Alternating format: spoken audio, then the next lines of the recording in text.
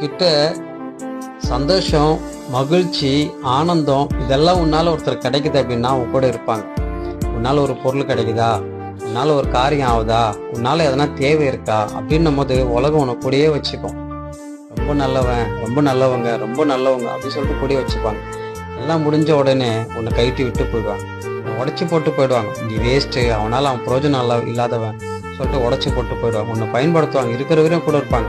ஆனால் நீ மனசு உடஞ்சி நிற்கும் போது உன்னை ஆறுதல் படுத்த மாட்டாங்க. நீ யாராவது ஒருத்தர் உதவி செய்வாங்கன்னு நினைக்கும் போது யாரும் உன்னை உதவி செய்ய மாட்டாங்க. ஏன்னா உலகத்துடைய அன்பும் உலகத்துடைய ஸ்நேகமும் அவ்வளோதான்.